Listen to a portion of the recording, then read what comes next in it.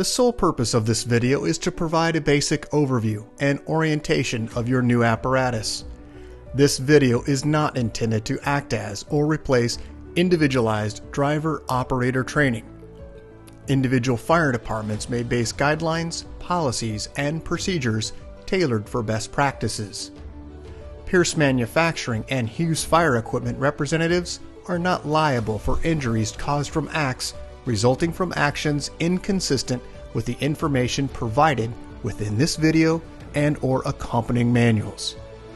Refer to the Operation and Maintenance Manual for complete details relating to the components and features of this apparatus. Only trained personnel should operate this vehicle or perform maintenance. You are responsible for learning how to operate this fire apparatus under all conditions without having to refer to the manual while operating at an emergency incident. This video will discuss types of warnings and caution labels. It is your responsibility to locate and identify each of the labels and understand the importance and associated hazards. Warning labels will point out procedure that must be taken or action that must be avoided to guard against the possibility of serious injury or death. Caution labels will advise you that there is a risk of damage to property if certain precautions are not followed. Continuous training, reviewing of operation and service manuals, developing good standardized practices will assist driver operators with a more complete understanding of the components and operation of this fire apparatus. As the driver operator of this vehicle, you are responsible for understanding the function of each component of the apparatus, maintaining control of the fire apparatus at all times while in operation. Make operational and functional changes while operating at an emergency without having to read operator's instructions or safety warning labels. Operate manual override and emergency shutdown procedures immediately if a component fails to operate properly. Components location may vary with each Pierce fire apparatus. Review the exact location of each component prior to operation. Major inconsistencies between your vehicle and the information contained in this video should be directed to your sales representative. Safe operation of any vehicle is the responsibility of the driver operator. You must learn the location and function of all controls, switches, gauges, valves, inlets, and discharges. Due to a higher center of gravity, heavy trucks have a significantly higher rollover tendency than other types of vehicles. To reduce the risk of rollover, avoid making sharp turns, excessive speed, and avoid abrupt maneuvers. In the event of a rollover crash, an unbelted person is significantly more likely to become injured or die than a person wearing a seatbelt. In the event of a crash, unbuckled occupants can also become a hazard to other occupants, as they may be thrown around inside the cab. Seatbelts are required while in operation. Please refer to your warranty certificates for details and information enclosed in your manuals. Customer-installed equipment must be mounted to withstand road travel and comply with NFPA 1901. Modifications such as drilling holes or welding to structural frame components of the chassis are not permitted. Contact Pierce for instruction and review of non-structural sheet metal or other dissimilar metals for modification. Follow the radio installation guide for further assistance on installing or mounting electronics. Before placing your new apparatus into service, perform a primary inspection of key components of the apparatus, including all fluid levels, anti-lock braking systems, electronic stability control, and automatic traction control. Weigh your apparatus to ensure that it conforms to axle and brake ratings. Never exceed the gross axle rating printed on the label inside the cab. Exceeding these ratings could lead to reduced component life, personal injury, or death. Review the use of auxiliary braking systems, compression brake, exhaust brake, electronic retarder, and hydraulic retarder. Before placing the apparatus in service, refer to the operational maintenance manuals. Information on the operation and maintenance functions for the components such as the pump, pressure governor, and foam systems, along with other options, is provided in either the Pierce manuals and/or other manufacturer support information delivered with the apparatus. If you need more information, please contact Hughes Fire Equipment. Congratulations, City of Goodyear, Arizona, on your new Pierce fire apparatus, job number 36065. Please utilize this 5-digit job number when referencing your apparatus with Hughes Fire Equipment and Pierce Manufacturing. We'll get started on a brief orientation of your new apparatus. Starting just at the front bumper area. Underneath the front bumper, you'll find 2 open-ended tow hooks on the passenger and driver's side. Recessed within the lower section of the bumper, you'll find dual air horns. As we move to the left and right side, you'll find perimeter lighting.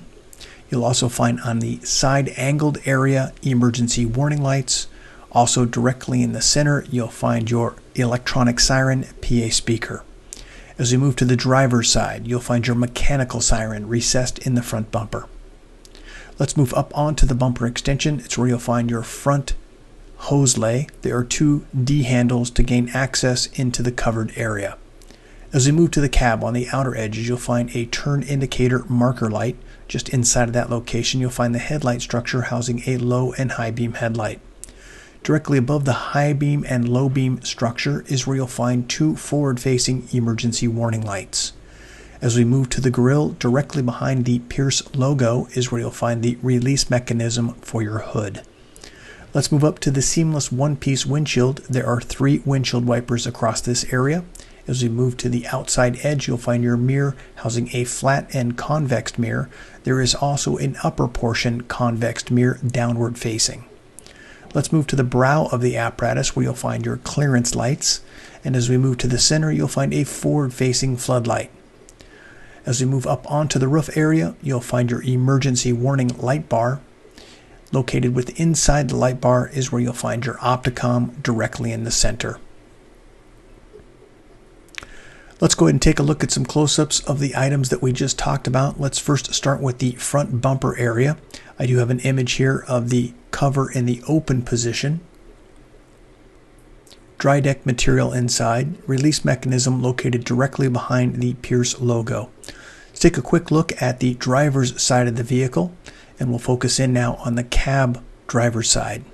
Let's first start down at the axle and wheel, where you'll find a sight gauge located in the center axle, Alcoa wheel, Michelin tire. As we move to the front A-pillar, it's where you'll find a side-facing emergency warning light. Moving up from that location, you'll find a side-facing camera. Then as we move to the door handles, easily accessible with a gloved hand, they are also keyed. Right next to that is where you'll find the grab handle for gaining access in and out of the cab. There is one in the front section and rear section for personnel. As we move just to the rear of that, directly over the front axle, is where you'll find your auto eject plug. And directly above that, you'll find an emergency warning light side facing. As we move up to the very top section of the cab, you'll find a side facing scene light. And then as we move all the way to the rear section of the cab, you'll find an LED water tank level indicator, currently indicating low water. As we move down, you'll find, once again, Michelin tires, Alcoa wheels, and that sight gauge. Let's move directly upward from this location to the auto eject. This is a 30 amp auto eject and also an emergency warning light. As we move to the passenger side, full side fixture here. Same thing as we move to the cab area, same configuration minus the auto eject plug. Let's go ahead and move inside to the cab area. We'll identify a few items within this space. First, as we move into the cab, on the door panel, you'll find all of our safety and warning information placard affixed to the door panel. There is a door lock and latch combination, and then directly above that, you'll find window control and a grab handle. Let's move down to about the right ankle of the operator at the floor level, and that's where you're going to find this placard manufactured from Pierce for your organization.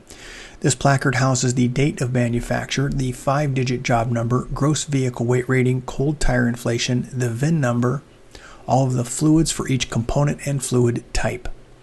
As we move to the floor itself, you'll find 2 foot pedals, first air horn on the outside edge and mechanical siren.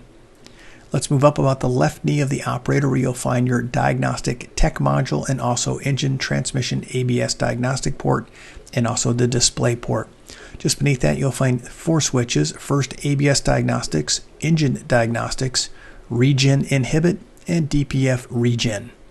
Let's move to the dash. As the lower section about the left knee, red switch is your master battery switch. As we move to the left, you'll find your 4-way flasher, hazard lights, start and ignition switch on the left-hand side of the dash. As we move inside of that location, a switch labeled EM, Emergency Master, will engage and disengage all emergency lights, also headlight and panel control. As we move to the right, your high idle indicator and also switch. As we move up to the dash, you'll find the transmission oil, def level, and water temperature. On the right-hand side of the cluster, you'll find volts, fuel, front and rear air.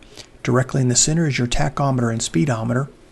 Diagnostic information will display above and below the speedometer. Let's move just to the right of the operator's space, where you'll find your pull to apply your system parking brake and push to release. It is the yellow diamond. Moving just to the right, you'll find your display screen. This is the Pierce Command Zone. Tremendous amount of information right here at your fingertips. Please see the owner's manual for more information. To the right is the Allison transmission pad push button. There are also some switch panels located here. We'll go over those in detail. As we move to the right, you'll find your traffic advisor. And then as we move up to the very center section, you'll find climate control and also mirror control. Let's move back to the Pierce Command Zone. Once again, this is a touch display, and also lower section offers buttons if you have a glove on.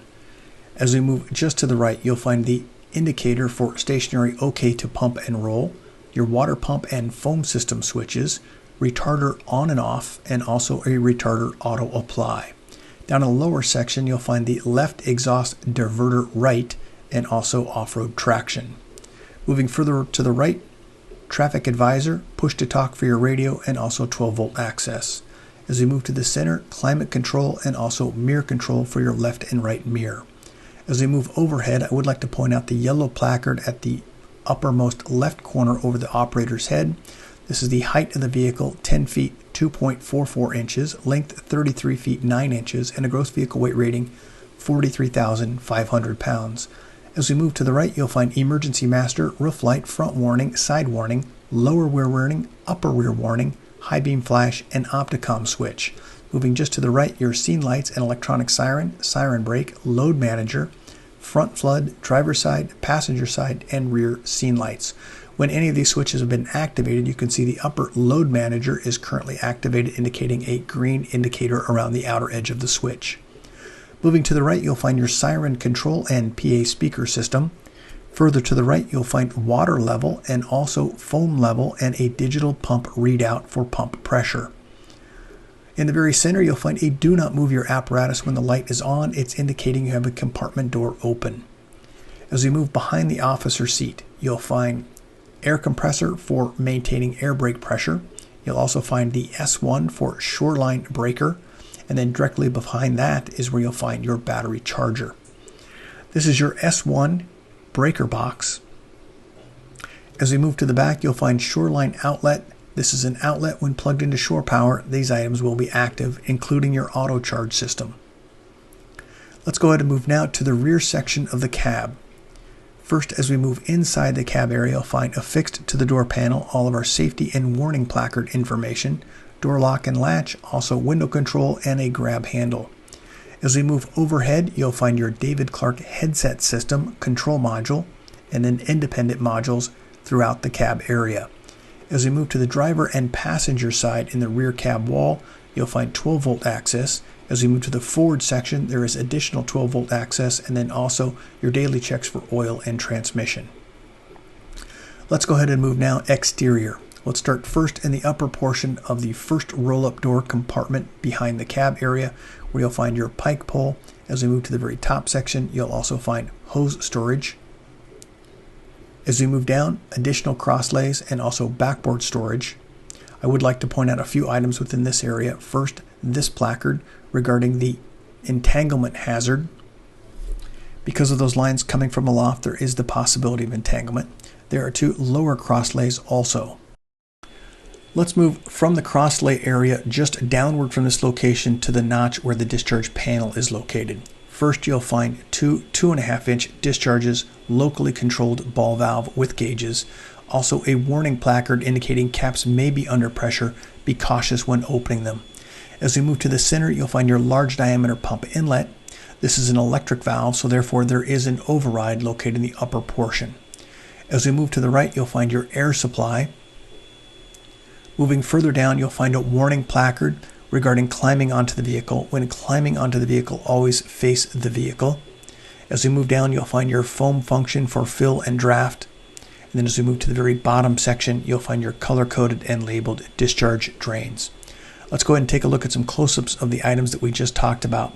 Let's first start on the left-hand side with the two 2.5-inch discharges. Once again, ball valve, locally controlled. As we move toward the center, you'll find your large diameter pump inlet. Once again, electric valve, so there is an override. As we move to the very far right, you'll find your foam system. And also at the very bottom section, you'll find all your color-coded and labeled discharge drains. Let's move to the next compartment. At the very top section of the compartment into the gray module, you'll find at the very top two large gauges. This is your master intake and master discharge gauge. In between the two of those, test gauge ports, which are currently plugged for vacuum and pressure. These are for testing purposes. As we move to the right, you'll find a PCM fault indicator. Also just beneath that, an audible alarm. The outer edge of that bezel does move, allowing it to dampen or brighten the sound. As we move just downward from that location, you'll find a pump overheat. As we move to the lower section of the pump panel, you'll find your crosslays and also front discharge. You'll also find left and right side large diameter inlets. And then you'll also find your recirculating line. Moving just to the right, you'll find the water tank level indicator. It is the blue module housed with inside the Pierce pressure throttle governor. As we move down to the red module, you'll find this is your Husky foam system control module. And then just to the right, the yellow outer edge of the module is going to be your foam B tank. And then further to the right, you'll find your fire pump primer. I would like to point out the placard just beneath this for best practices, at least 1,000 RPMs while priming. Let's move down further onto the pump panel. Let's first start in the upper left for your minimum operation maintenance schedule for hose test pressures of 150, 200, and 250. Just beneath that, you'll find your tank fill and tank to pump. As you move further to the right, you'll find your deluge discharge. There are also additional electric valves located in the upper section to control your passenger and driver side discharges. Directly in the center, you'll find your Husky Foam System 3 system specifications and also instructions. Let's go back to the minimum operation maintenance schedule for test pressures, again at 150, 200, and 250 psi. On the left-hand side, you'll find the associated test pressure. And on the right-hand side, you'll find the associated RPM. The job number is also listed on this placard. As we move down to the lower section, you'll find this placard warning: only trained personnel should operate this piece of equipment, and that's only after they received proper training. All of your color-coded and labeled discharge drains. Behind the pan door is going to be your foam lever. This is for fill operations, and then you'll also find your manual pump shift override, which is a protected switch. There are instructions on the panel regarding your foam fill operations. Let's move to the vertical side sheet. This is forward section where you'll find your TFT monitor operation station. You'll also find some switch panels controlling scene lights and also an air horn. As we move to the opposite side, you'll find your light tower. I would like to point out is a 13.9-inch light tower. As we move to the very bottom section, this is the mount location for your MasterStream device. As we move inside the compartments, you'll find shoreline outlets. When plugged into shore power, these outlets will be active. At the very bottom section, you'll find your tank drain. Let's go ahead and move through the rest of the compartments now. In the first section, you'll find SCBA bottle storage. As we move to the rear of the axle, you'll find the fill location for your DEF and diesel. As we move into the compartment, toolboard D-handle gains you access to the backside. There is a lock located on the very backside, which allow you to restore it back to its original locked position. Let's go ahead and take a look at some close-ups. First, SCBA bottle storage location, retaining straps and Durasurf material. As we move just inside that compartment, you'll find direct battery access 12 volt. As we move to the rear axle, once again, Alcoa wheels and Michelin tires. We do have exhaust on the left and right side. This is the ultra low sulfur diesel. It is the silver cap. As we move up to the very top, you'll find your diesel exhaust fluid DEF fill location. It is the blue cap. Let's go ahead and move to the very rear compartment. You'll find additional mounting, and then at the very bottom section, that's with inside the compartment. At the very bottom section, you'll find the folding wheel chocks.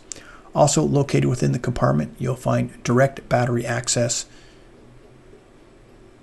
Let's go ahead and take a look at the entire side of the vehicle with all compartments in the open position. And now we'll move to the rear of the apparatus.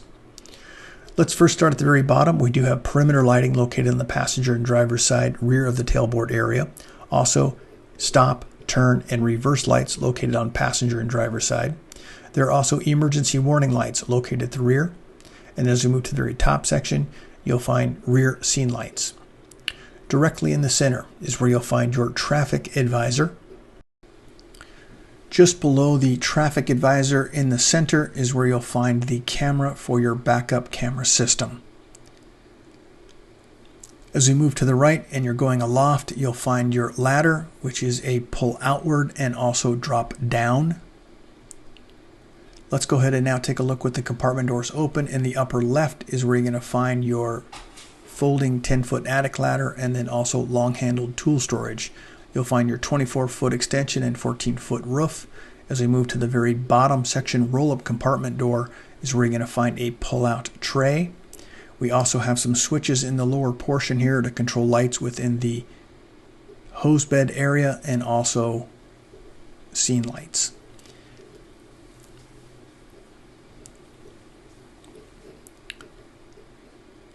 Couple close-ups here of the lower section. Pull-out tray, release mechanism located on the lower right-hand side. It is a push lever, lift lever. It will lock into position. Let's go back to a few safety and warning placards. First, warning regarding entanglement hazard. Because of those lines coming from aloft, there is the possibility of entanglement. Also, never ride on the vehicle while it's in motion. If you are going to climb on the vehicle, make sure you face the vehicle while climbing on or off. Let's move to the right to the ladder. There is a pinch point for this area. Be cautious when operating the ladder area. As we move around to the passenger side, you'll find once again shoreline power outlets. Also within this compartment, you'll find 12-volt access.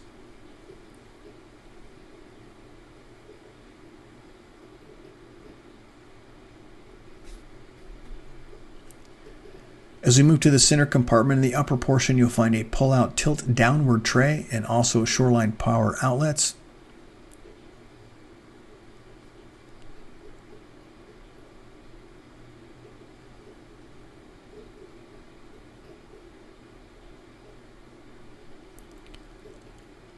There is also bottle storage located in the front and rear. One of those in the rear section does have an oxygen bottle storage location. Alcoa wheels once again and Michelin tires. Once again, passenger and driver side exhaust. What I would like to point out is this warning placard indicating extremely hot diesel exhaust temperatures do exist. Be cautious where you park your vehicle. As we move through the next compartment forward of the rear axle, you'll find also 12-volt access via a direct battery. Shoreline power outlets.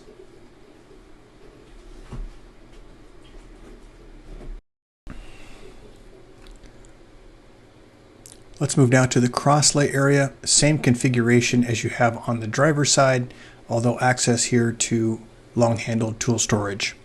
2 upper portion crosslays here and also 2 lower section crosslays and backboard storage. We'd like to point out once again the entanglement hazard. Because those lines coming from aloft, there is the possibility of entanglement. Let's move now to the pump panel down in the lower section in the notch area. We'll start first on the left with a warning regarding climbing onto the vehicle. Always face the vehicle while climbing onto it.